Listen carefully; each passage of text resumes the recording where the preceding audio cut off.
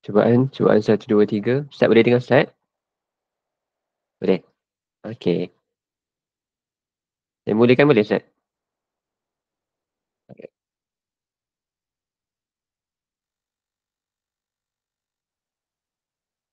Assalamualaikum warahmatullahi wabarakatuh dan salam sejahtera. Innal hamdalillah nahmaduhu wa nasta'inuhu wa nastaghfiruh wa na'udzu billahi min syururi anfusina wa min sayyiati a'malina. May yahdihillahu fala mudhillalah wa may yudlil fala hadiyalah. Wa asyhadu an la ilaha illallah wahdahu la syarikalah wa asyhadu anna Muhammadan abduhu wa rasuluh. Yang berbahagia Al-Fadhil Ustaz Dr. Farul Razi Muhammad Hanafi Al-Hafiz yang lebih kita kenali sebagai Piu Razi, seorang program bela program syar'i mediator bertauliah dan juga pendakwah, selaku penceramah kita pada pagi ini, yang berusaha juga Al-Fadhil Ustaz Nurawi bin Endut, pengarah kampus Institut Latihan Islam Malaysia, kampus Jelebu, Negeri Sembilan, yang dihormati pegawai-pegawai kanan JAKIM, staf-staf ilim kampus Jelebu dan juga para peserta yang sudi hadir pada pagi ini. Alhamdulillah, syukur kita kehadirat ilahi kerana dengan limpah kurnia dan izinnya dapat kita sama-sama mengikuti lagi program Quran Circle laman tafsir Al-Quran siri 11, iaitu siri terakhir bagi tahun 2024 ni, iaitu siaran pada 8 November 2024 secara atas talian. Hadirin hadirat dan para peserta sekalian, bagi menambah keberkatan majlis ilmu kita pada pagi ini, marilah kita sama-sama membacakan Ummul Kitab Al-Fatihah.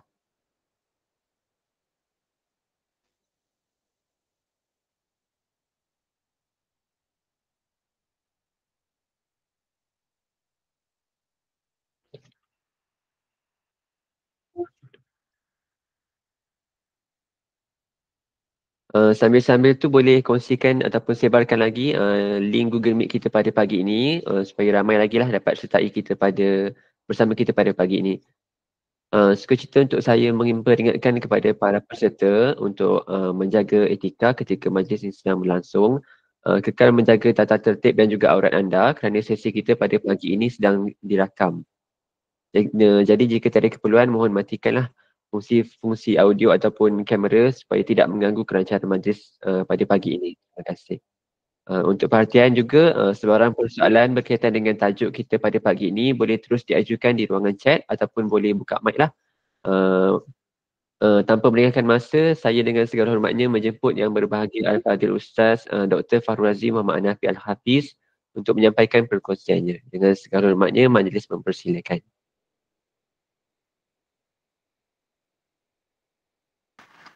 Assalamualaikum warahmatullahi wabarakatuh.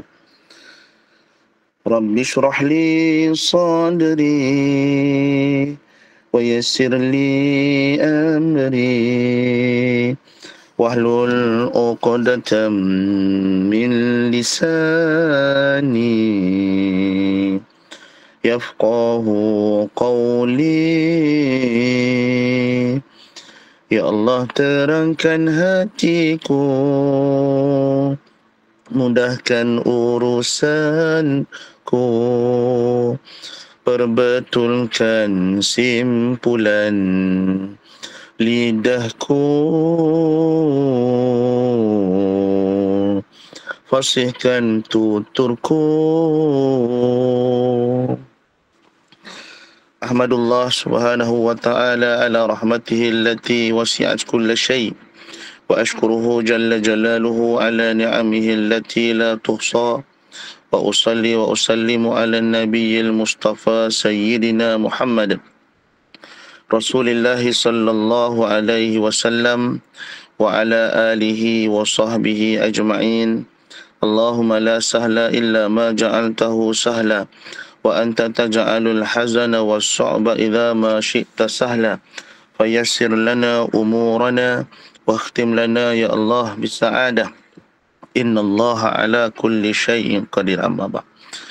Apa khabar semua? Alhamdulillah. Terima kasih Ustaz Amirul selaku pengacara pada pagi ini.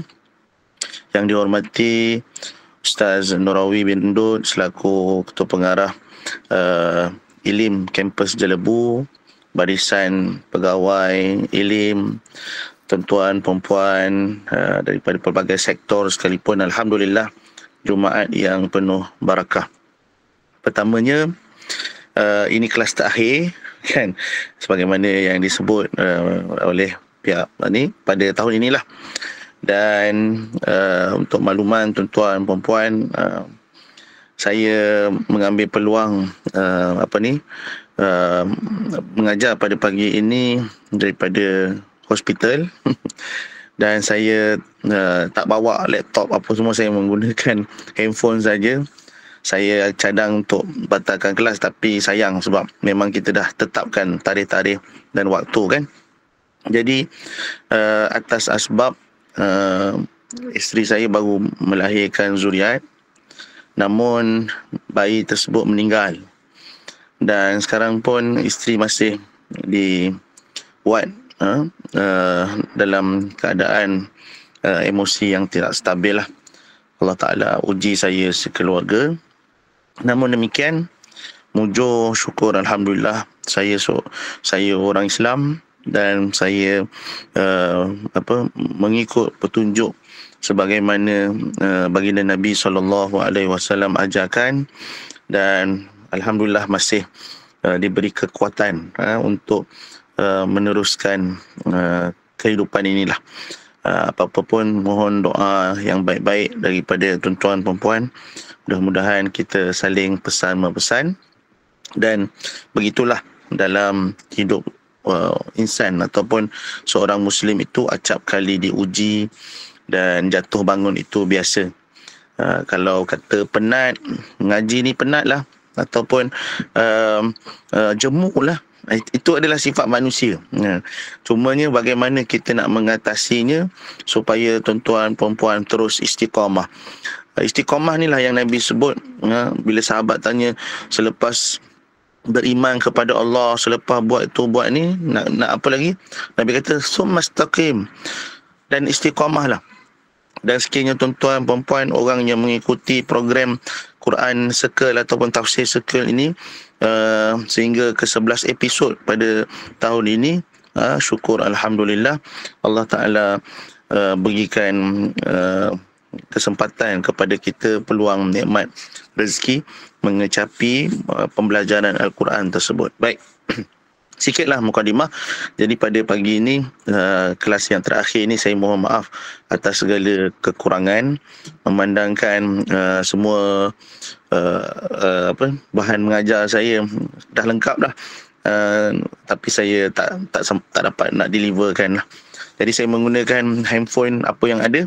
Jadi tuan-tuan, kita lihat sambungan bacaan kita dan pengajian kita dalam surah Al-Masad. Surah Al-Masad. Kalau kita habis sampai surah An-Nas, Alhamdulillah. Kalau tak, kita berhenti setakat mana yang boleh. Kalau ada rezeki, kita jumpa tahun depan. Kalau tak ada rezeki, insyaAllah nanti ustaz yang baru ke ataupun program yang baru akan menyusuli tuan-tuan perempuan. Jangan risau, insyaAllah. Baik, kita tengok dulu bacaan dia. Tuan-tuan, mohon ada alat bantu dan sebagainya, sama ada ke handphone ke ataupun Quran itu sendiri. Bismillahirrahmanirrahim. Tabbat yada abi lahabin wa tabb. ما أغنى عنه ماله وما كسب سيصلى نارا ذات لهب وامرأته حمالة الحطب في جيدها حبل من مسد. Sadaqallahul Azim. Terima kasih Ustaz Amirul yang menyediakan skrin tersebut. Baik, kita tengok daripada awalnya lah. Surah Al-Masad ataupun juga dikenali sebagai surah Al-Lahab merupakan surah yang ke-111 daripada ke-114. Ada orang dia suka nombor 114 ni kan. Kalau kaki rider, kalau motor Harley Davidson 114, dia tahu motor yang mana. Ha? Dan surah ini maksudnya tuan-tuan, kita dah nak melengkapi keseluruhan 114 surah, tapi ini ke surah yang ke 111, dan surah ini hanya 5 ayat dan surah Makkiyah. Maksudnya penurunan tersebut ketika baginda Nabi SAW berada di Makkah. Okey. Baik. Dan surah ini juga dikenali sebagai surah Al-Lahab. Lahab ni maksudnya berkobar-kobar. Berkobar-kobar. Ataupun juga dinamakan sebagai surah Tabbat. Tabbat maksud dia celaka. Okey. Al-Lahab, Al-Masad, Tabbat. Jangan panggil nama selain daripada tu. Surah Abu Lahab boleh juga, betul juga, bukan kata salah. Tapi itu kebiasaan kita lah. Cerita surah apa ni? Surah Abu Lahab. Betul lah, betul. Tapi yang disepakati oleh ulama Quran, surah ni sebagai surah Al-Masad, surah Al-Lahab, surah Tabbat. Surah maksud surah Al-Masad iaitu tali yang dipintal. Itu maksud Al-Masad. Maksud Al-Lahab iaitu api yang berkobar-kobar, yang menyemarak. Sebab tu kalau orang kata, jangan lahap sangat, makan jangan lahap sangat, ataupun lahap ni biasanya guna untuk makan lah. Tuan-tuan, saya tak pasti, kalau kurang jelas suara saya, tuan-tuan maklumkan. Okey. Satu lagi, Tabbat tadi. Tabbat tadi maksudnya celaka. Okey. Dan Al-Masad tadi maksud dia tali yang disimpul, berpintal. Kerana surah ini semuanya menggambarkan, yang menegaskan tentang Abu Lahab yang memusuhi dan melakukan pelbagai angkara kepada baginda Nabi SAW, yang bakal menerima balasan seburuk-buruknya di dalam api neraka yang marak nanti. Kalau kata tafsir Dr. Wahbah Zuhaili, surah ini memaparkan tentang kemusnahan ataupun nasib malang Abu Lahab yang menjadi musuh kepada Allah, Rasulnya di dunia ini. Dan Abu Lahab juga dalam surah ini diceritakan secara jelas akan dicampakkan ke dalam neraka. Dan begitulah juga bersama-sama dengan Abu Lahab pembantunya ataupun dipanggil sebagai isterinya, wa mura'atuh, yang turut bersama-sama menyakiti Nabi SAW, diceritakan tentang balasan yang dikenakan kepada mereka. Baik, tuan-tuan dan puan rahmati Allah sekalian, ada kaitan antara surah Al-Masad dengan surah sebelum ni, An-Nasr, iaitu pertolongan. Sebelum ni kita belajar idza jaa nasrullahi wal fath, yang ini pertolongan ataupun balasan kepada orang-orang yang membantu. Kat sini tuan-tuan boleh bayangkan, seorang satu grup dia bantu urusan agama Allah, satu grup lagi dia bukan bantu, dia bantut. Dia menghalang. Dalam Quran, Allah Ta'ala selalu sebut berkaitan dengan orang-orang yang menghalang perjuangan Islam ini ataupun apa-apa kerja baik ini adalah ciri-ciri orang munafik. Ra'aital munafiqina yasudduna anka sududa. Kamu akan tengok orang munafik ini cuba menutupi jalan-jalan kebaikan ini, yasudduna anka sududa, dengan cobaan tutup setutup-tutupnya. Mereka akan cuba usaha dan sebagainya. Kerana itu kita faham perjuangan dalam Islam ni dia bukan semudah kita pergi masjid mengajar balik sampai dah tua dapat pencen kalau yang kerja kerajaan, ataupun lepas tu balik mengajar sampai mati. Dia tak semudah itu ya. Kalau baginda Nabi berdakwah, dibaling batu sehingga berdarah, pergi berperang, dipulaukan, Nabi kelaparan kerana orang lain tak mau berniaga dengan Nabi dan sebagainya. Banyak lagi ujian-ujian yang dikenakan kepada baginda Nabi SAW. Kerana itu bila mana Nabi sebutlah hijrata ba'dal fathi walakin jihadun wan niyyah, bila mana hadis sahih yang menceritakan selepas pembukaan kota Makkah dalam surah An-Nasr tu, bila umat Islam dah berjaya tawan kota Makkah, Nabi kata tak ada lagi dah hijrah selepas pembukaan kota Makkah melainkan jihad dan juga niat untuk berjihad tersebut. Maka jihad dan niat nak berjihad ni kat mana? Kat sinilah. Kalau tuan-tuan ada 117, 118 orang yang mendengar sekarang ni, cuba tuan-tuan renung balik apakah perjuangan dalam hidup tuan-tuan perempuan semua yang tuan-tuan buat untuk agama Allah ni. Mungkin para ibu, para ayah cakap, Ustaz, kami didik anak-anak kami. Yes, itu adalah satu perjuangan jihad. Satu perjuangan jihad, nak hantar anak sekolah, nak pastikan anak semayang, nak pastikan anak puasa, nak pastikan anak kan tutup aurat, ayah nak kena pastikan isteri juga, kena pastikan itu, ini dan sebagainya. Segala rintangan tersebut adalah jihad. Termasuklah kita yang sentiasa nak top up ilmu, nak dengar syarahan agama, nak belajar agama ni lebih lagi dan sebagainya supaya lebih faham. Bukan belajar agama jadi sombong. Saya bukan nak ulas mana-mana, tapi zaman hari ni tuan-tuan boleh tengok betapa orang melihat ilmu itu berdasarkan kehebatannya, sedangkan ilmu itu diukur berdasarkan tawaduknya. Saya ulang balik.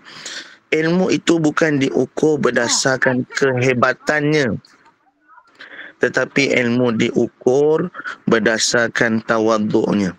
Kalau satu orang ni lagi alim, lagi pandai, lagi bagus, mengaji luar negara, tak laki dan sekian-sekian, dia makin tawaduk, makin cakap rendah diri, makin tak ada nak ananiah, nak ego, nak aku, tak ada. Makin tawaduk. Orang bagi pandangan, dia boleh dengar, bukan dia je yang betul. Maka kat sinilah kelebihan ilmu tu. Tapi kalau rupanya lagi belajar, lagi nak kata jahil, orang marah kan, lagi sombong, aku saja yang betul, engkau salah, maka kat situlah ilmu telah mengaburinya, memfitnahnya. Dan ini tak lain tak bukan kerja-kerja iblis. Tuan-tuan perempuan rahmati Allah sekalian. Maka ulama kata perbandingan antara surah An-Nasr dengan surah Al-Masad ini ialah bentuk pertolongan yang diberikan kepada isu nak buat baik, isu nak buat jahat, isu nak buat ma'ruf, isu nak buat mungkar. Saya selalu kongsi dengan tuan-tuan perempuan, bila kita travel kat luar negara, kita tengok negara yang dikatakan lebih maju daripada kita, pergi ke Jepun, pergi ke Korea, pergi ke Barat dan sebagainya, ke Jerman, kata maju. Tapi dalam statistik, negara-negara yang banyak orang dia, rakyat dia bunuh diri, kata maju tadi apa semua tu, tapi Jepun, Korea ni negara yang dikatakan maju, tapi ramai orang bunuh diri. Kenapa bunuh diri? Kalau negara you maju, negara you aman, dan you rasa lega, selesa dengan segala kecanggihan itu semua, kenapa bunuh diri? Jadi kriteria ataupun kayu ukur yang diberikan oleh Allah kepada orang yang kata negara dia bagus ataupun umat yang terbaik ialah kuntum khaira ummatin ukhrijat linnas ta'muruna bil ma'ruf wa tanhauna 'anil munkar. Yang mana satu kaum ini dia menyuruh kepada kebaikan dan mencegah kepada kemungkaran. Yang ini kayu ukur dia. Bukan secanggih mana dunia tu, kan? Bukan. Tuan-tuan perempuan, tuan-tuan biasa dah dengar nasihat-nasihat macam ni. Dengar nasihat ni macam ni dah biasa. Tetapi kenapa kita perlukan nasihat ni? Kerana inilah suruhan daripada baginda Nabi SAW dan juga daripada Allah. Kita kena dengar nasihat ni. Pagi-pagi macam ni, tuan-tuan sambil buat kerja, sambil dengar nasihat ni, sambil tu ambil absorb mana yang tuan-tuan rasa boleh apply sendiri, buat sendiri, beramal sendiri. Dalam masa yang sama, muhasabah dan juga perbaiki diri. Baik, kita sambung.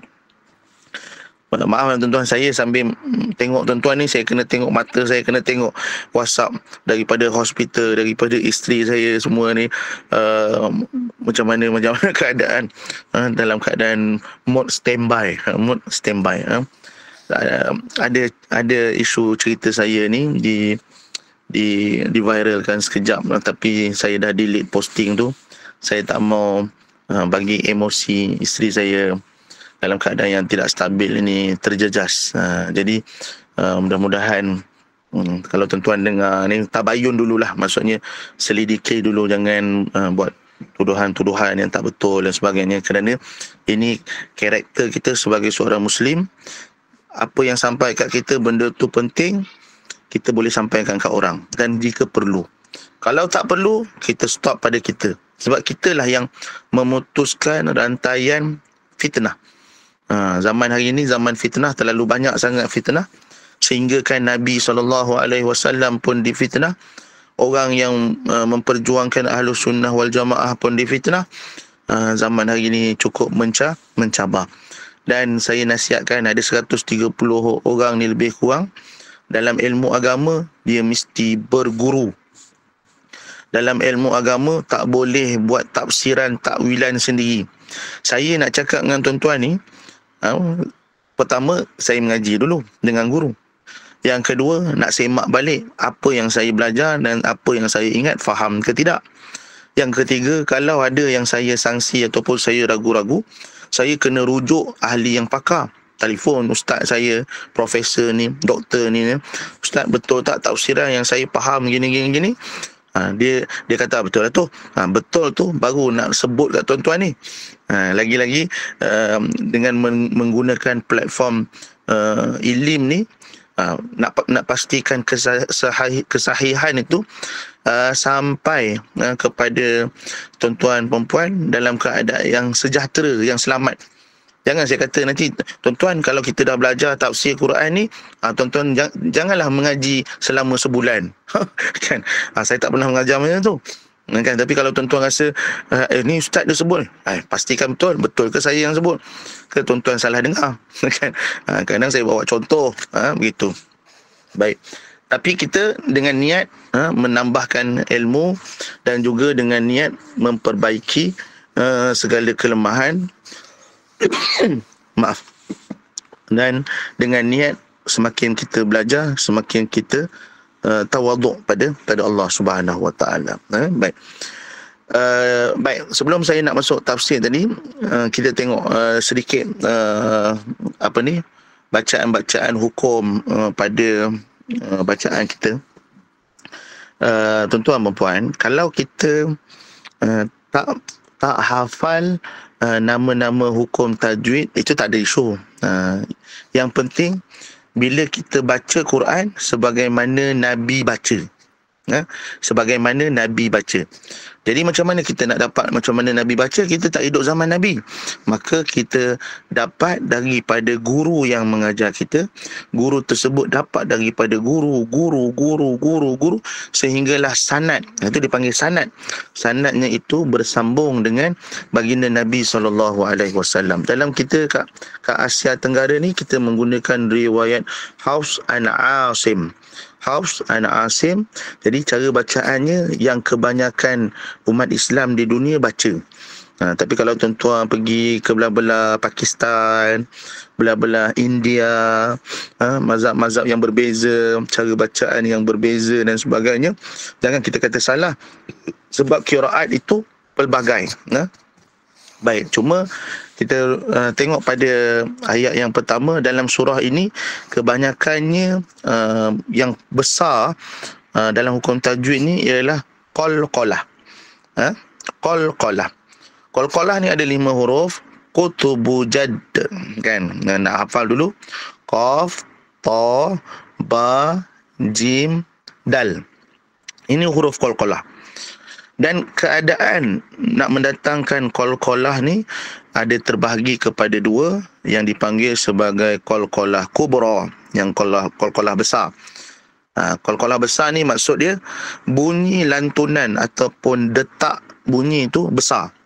De, be, apa lagi? Te, kan? Kalau qalqalah sugra, qalqalah kecil, bunyi lantunan tersebut tidak sebesar qalqalah kubra, dan huruf-huruf qalqalah tersebut berada di tengah-tengah. Yang bunyi besar tadi di hujung. Okey. Kita tengok ayat yang pertama. Tabbat. Okey, ada sabdu tu. Sabdu ni maksudnya dua mati dicantumkan. Dua mati dicantumkan. Saya bila buat macam ni teringat Ustaz Haslin Bollywood. Dia suka buat macam ni. Love dia katalah, sayang dekat masyarakat.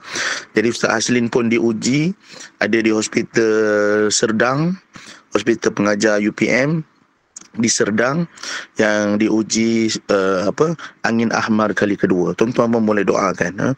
Tapi setakat ni positif lah, positif. Bila saya diuji, sahabat-sahabat kata orang-orang agama, orang-orang ni biasalah diuji. Saya kata betul lah, bukan saya je, semua orang diuji, dan ujian kita berbeza.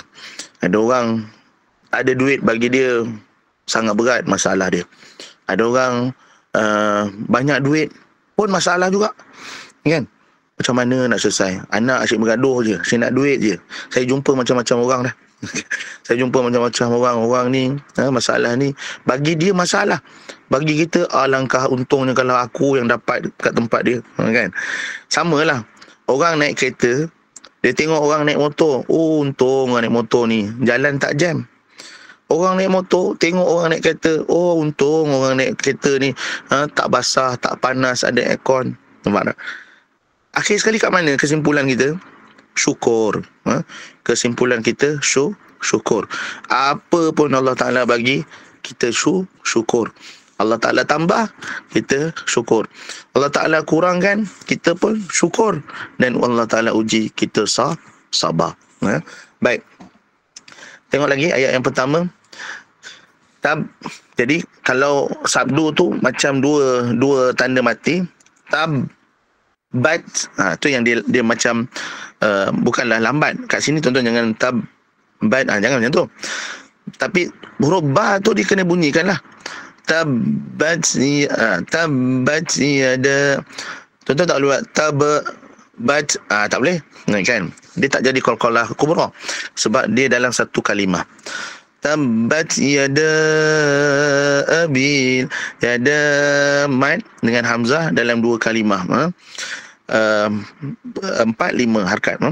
Tabbat yada abil lahabin, dengung, idgham ma'unah wa tab. Yang ni kenapa detak itu lambat? Disebabkan tadi kena faham, qalqalah kubra di akhir bunyi detak kuat. Tapi taba sabdu, dia bukan taba mati. Wa tab ba yang pertama mati, ba yang kedua letupkan, qalqalah kan. Sebab apa? Jarang orang baca bila bawa surah ni, dia baca macam tu. Dia akan baca dengan jelas. Tabbat yada abi lahabin wa tab. Kan? Lepas tu kalau saya talaki, lewatkan sedikit itu, nak membezakan ba tersebut adalah huruf lain apabila diqalqalahkan. Ba yang kedua, bukan ba yang pertama. Tabbat yada abi lahabin wa tab. Okay. Kemudian ma agna sama juga, mat dengan hamzah ataupun alif dalam dua kalimah, beza panjang juga. Anhu maluhu, hu mat silah qasirah, mat silah qasirah. Ha tu dia ada koma tu bertemu selain daripada huruf alif. Kalau dia bertemu dengan huruf alif ataupun huruf mat, maka dia akan jadi mat silah tawilah, panjang, 6 harakat. Tapi ini 2 harakat saja. Maluhu wa ma kasab. Kenapa tak kasab? Dia tak ada sabdu. Huruf sad. Sayasla naran tanwin bertemu zal. Sayasla naran dzata lahab. Ada yang waqaf pada kalimah wa mra'atuhu. Kenapa beza-beza waqaf ni? Semuanya disandarkan kepada Nabi. Cumanya kalau Hafs an Asim, tuan-tuan boleh tengok nombor 3 tu ada, ataupun huruf-huruf yang fasal ni, maknanya dia memang adalah wakafnya di situ. Tapi ada juga bacaan sayasla naran dzata lahabin wa imra'atuh. Wa imra'atuhu, dia ambil daripada situ, wakaf. Ini tuan-tuan boleh tengok wakaf dan ibtidak, boleh tengok kaedah-kaedah tersebut. Itu tak ada isu. Jangan kata imam tu baca salah ke apa, jangan. Wa imra'atuhu maksilah qasirah, mim sabdu wajibul gunnah, hammalatal hatab, ta huruf ta, bukan ta, hatab, ta mesti tebal, hatab, qalqalah kubra, fi madji diha ha mad, hablum tanwin bertemu mim, idgham ma'al gunnah, mim nun mati bertemu mim. Ada sabdu pula lagi, dengung masad qalqalah. Kenapa ada huruf mim kecil tu? Kalau masad itu disambung surah berikutnya, hablum mim masadim bismillahirrahmanirrahim. Okey, itu dia jadi iklab. Tanwin bertemu ba. Itu kalau sambung lah, tapi kita tak baca macam tu pun. Kita akan mim masad. Okey, baik tuan-tuan dan puan rahmati Allah. Mari kita tengok tafsir. Kita tengok tafsirnya. Ayat yang pertama, tabat yada abi lahabin wa tab, binasalah kedua tangan Abu Lahab dan sesungguhnya dia akan binasa. Kenapa Allah Ta'ala sebut tangan? Tangan Abu Lahab. Sedangkan Abu Lahab ni pakcik Nabi. Abu Lahab ni kalau tuan-tuan ingat kuliah bulan depan, macam mana Ustaz nak tahu kuliah bulan depan? Tuan-tuan tengok Facebook Ilim ni banyak sangat rakaman-rakaman video online daripada ustaz-ustaz yang lain yang sangat bermanfaat. Tuan-tuan buka, nak tengok kuliah tafsir Quran boleh, nak tengok faraid boleh, nak tengok Ustaz Mahathir Jol pun boleh, bab akidah, bab tasawuf pun boleh, bab fiqh solat pun boleh. Scroll. Sebab pihak Ilim dah cuba yang terbaik untuk sajian orang awam. Kalau tak sempat pergi kuliah maghrib, masjid semua, tuan-tuan pasang je, cari kat Facebook, Ilim punya Facebook, tengok rakaman-rakaman sebelum ni. Okey. Baik. Abu Lahab dalam kuliah sebelum ni saya dah cerita dah. Abu Lahab membebaskan hambanya kerana gembira apabila baginda Nabi SAW diputerakan, dilahirkan. Sebab tu dalam ulama bahas, orang yang tak suka sambut maulid lah. Ada yang dia post khutbah Imam Masjidil Haram. Dia kata siapa yang sambut maulid hukumnya bid'ah dan sebagainya. Okey. Kan. Baik. Kita tengok sambutan maulid yang bagaimana. Sebab kalau di Malaysia ni, tak lain dan tak bukan, bila kita sebut sambut Maulidur Rasul ni, kita akan susuli dengan syarahan agama.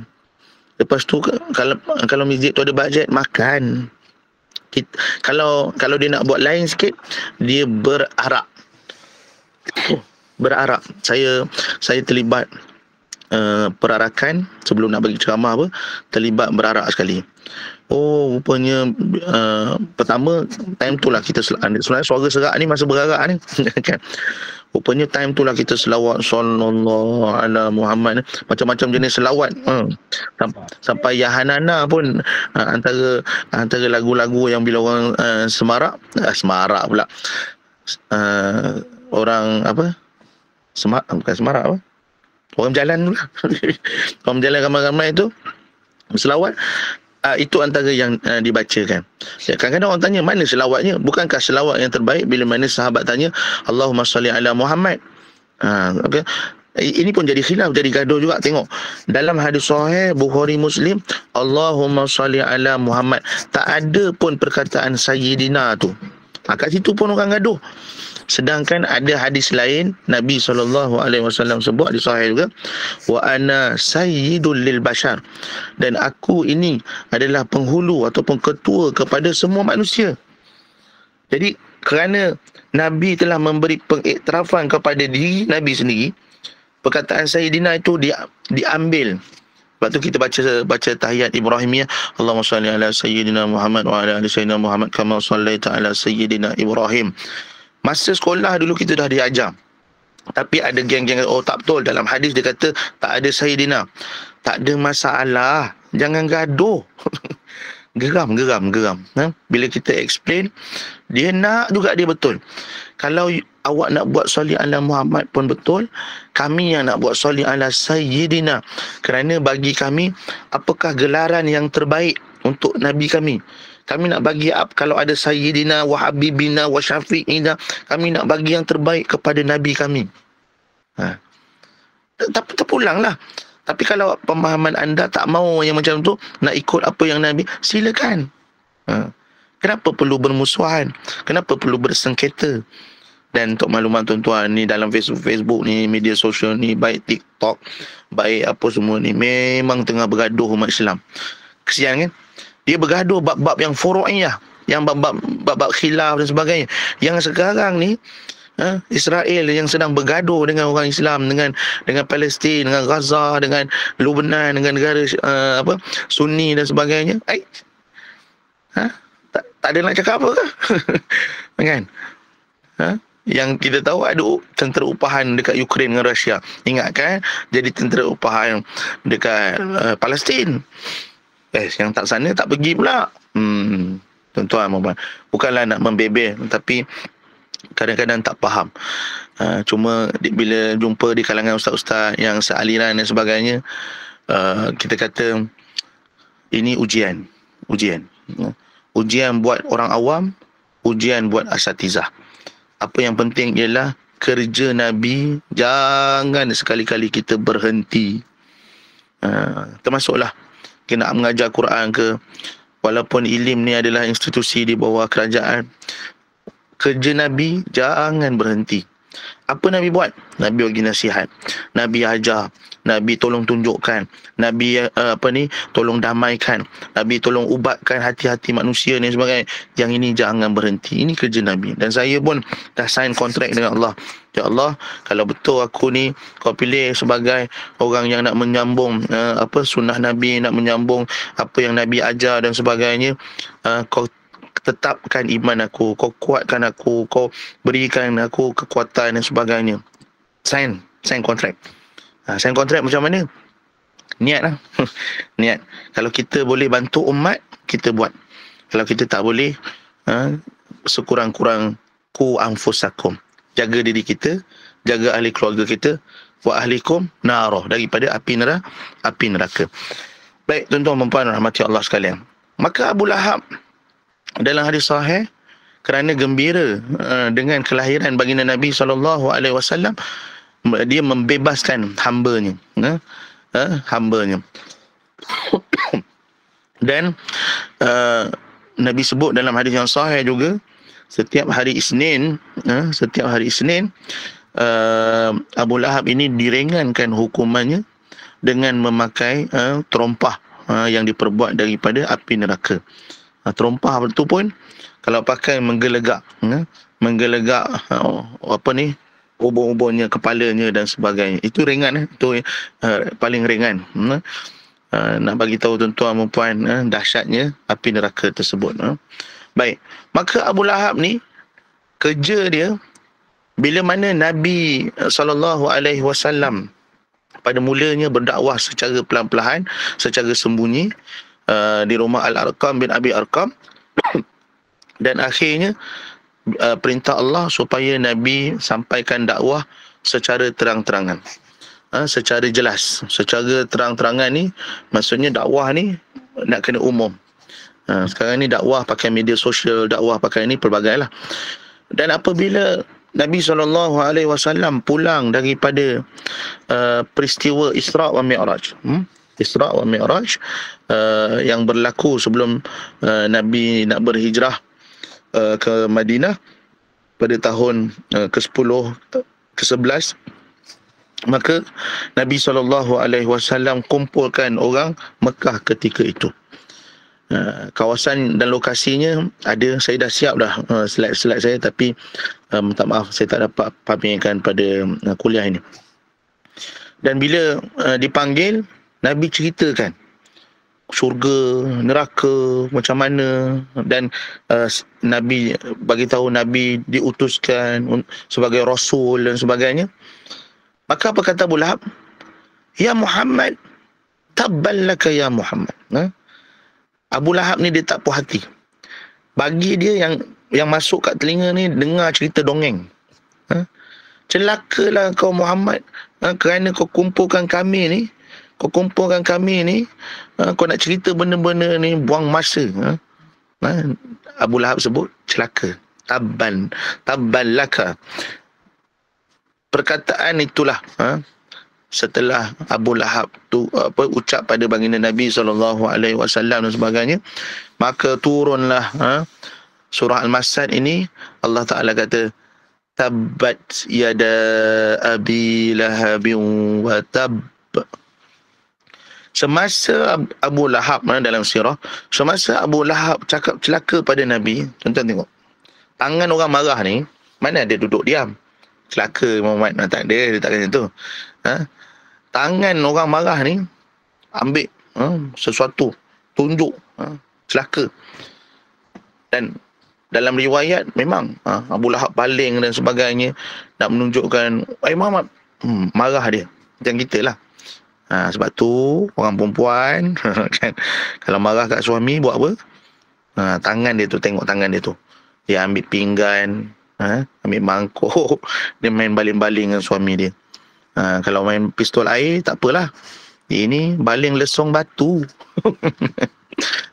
Dah benjol lelaki dia. Ini kalau kena lesong batu, tumbuk cabai tu, tumbuk cili tu, kalau kena kat mata tu buta. kan. Tengok orang marah, ni kena tangan dia. Tangan dia nak baling tu, nak menunjukkan kemarahan dia. Dan kerana itulah Allah Ta'ala celakakan kedua tangan Abu Lahab ni. Kedua tangan Abu Lahab ni. Tuan-tuan tengok tafsir. Binasalah ataupun celakalah kedua tangan Abu Lahab, dan sesungguhnya dia akan binasa. Dia seolah-olah perkataan yang berulang nak memaklumkan tangan Abu Lahab celaka dan Abu Lahab ni akan celaka. Maksudnya bukan tangan dia, Abu Lahab ni sendiri. Ma aghna anhu maluhu wa ma kasab. Dan Abu Lahab ni Allah Ta'ala kata harta dan segala yang diusahakannya tidak memberi manfaat pun kepadanya, dan semuanya akan binasa. Tuan-tuan dan puan, kita ni kalau tuan-tuan kerja kerajaan lah, apa yang tuan-tuan mesti ada? Kereta, motor, rumah, mesti ada. Rumah ni 3 bilik, 2 bilik air, standard. Anak makin ramai, ada ruang sikit, renovate, tambah jadi 4 bilik, mungkin tambah bilik air. Isteri bising dapur kecil, tambah dapur. Tambah, keluar duit. Sambil tu pening kepala lah nak buat pinjaman peribadi lah, pinjaman, okay. Sebab nak memenuhi kehendak, nak bagi selesa anak bini dan sebagainya. Bukan saya kata salah, ini tak ada isu salah ke apa, tapi realitinya kita macam tu. Saya pun sama, bukan kata tuan-tuan saja, saya pun sama. Segala hidup kita keluar duit, sehingga kan kadang-kadang untuk sedekah, untuk wakaf, untuk jariah ni duit baki lah, duit baki ataupun duit yang sikit-sikit yang ada lah, kan. Nak kata nak bagi lebih untuk agama ni sendiri pun tak cukup, ya Allah. Sendiri pun tak cukup. Zakat pun nak bagi zakat pendapatan je lah 2.5% tu, okay? Nak bagi lebih ataupun orang yang meniaga nak bagi lebih-lebih ni nanti dululah. Kok mati nanti dah tak pakai duit tu pun. Tuan-tuan, semua ni bukan Abu Lahab je, kita pun sama. Semua ni kita akan tinggalkan. Kan? Rumah cantik, manusia semua sejuta manusia puji, cantiknya rumah kau, tinggal. Cantiknya bini kau, cantiknya kahwin dengan ratu cantik. Tinggal. Kalau kita mati ni, tinggal. Orang lain kahwin. Dan tempoh masa kita, harta kita tu, rumah kita tu, lepas kita miliki, katalah kita mati, paling koman anak duduk kat situ, paling koman juga cucu duduk kat situ. Lepas cucu duduk, kan, cucu pun dah tua, dah mati, cicit dan sebagainya, kok cicit duduk, kalau tak dijual kat orang lain. Bila dijual kat orang lain, rumah yang kita beli dan kita miliki milik orang lain. Cerita dunia ni rupanya lakonan pendek saja.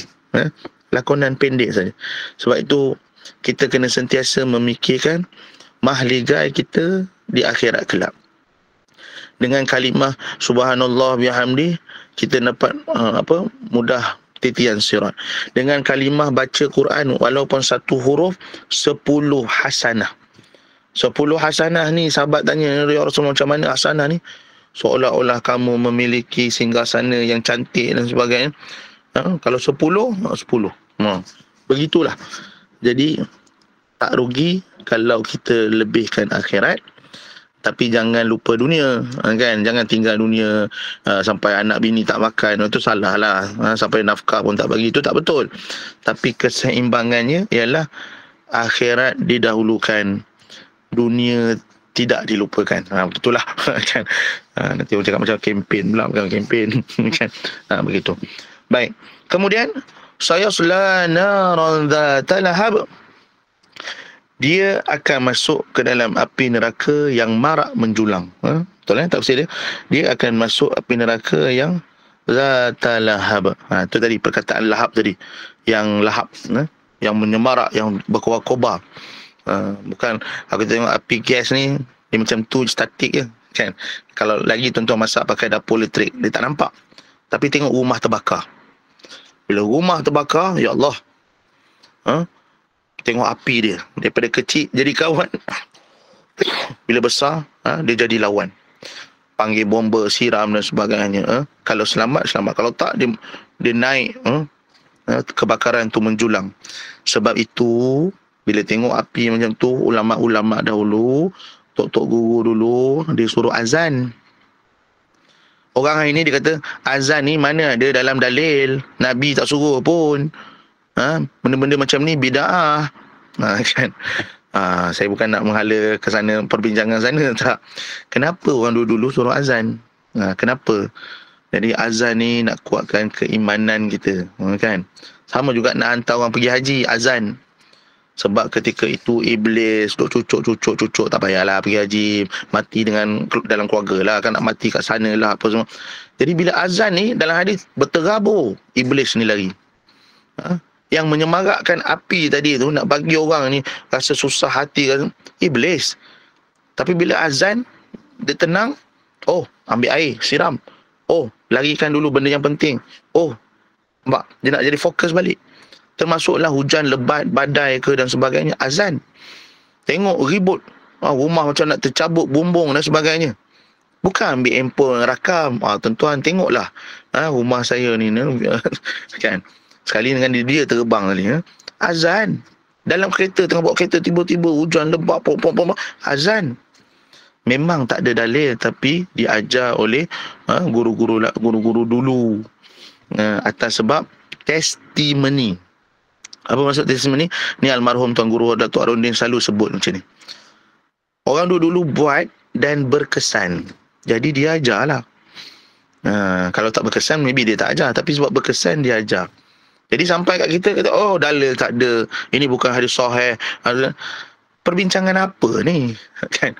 Azan pun takkan azan masuk neraka. Cuma tuan-tuan jangan cakap, kenapa kena azan? Oh, Nabi suruh. Janganlah guna nama Nabi. Nabi tak suruh pun. Tapi testimoni ulama-ulama dulu buat, maka berkesan, sebab itu dia ajar pada kita. Baik, kita tengok yang berikutnya. Wa mura'atuhu hammalatal hatab. Dan begitu juga isterinya pembawa kayu api. Pembawa kayu api ni ialah kiasan, dalam bahasa Arab dipanggil balaghah. Bukanlah bawa kayu api ni, isteri Abu Lahab ni kerja bawa kayu api. No, maksudnya ini akibat kesan daripada orang yang sebarkan fitnah. Dalam bahasa Arab balaghah, pembawa kayu api ni ialah penyebar. Macam kita bahasa Melayu apa? Tambah minyak, kan? Siram minyak, tambah minyak. Wa mura'atuhu. Siapakah dia isteri Abu Lahab? Ummu Jamil.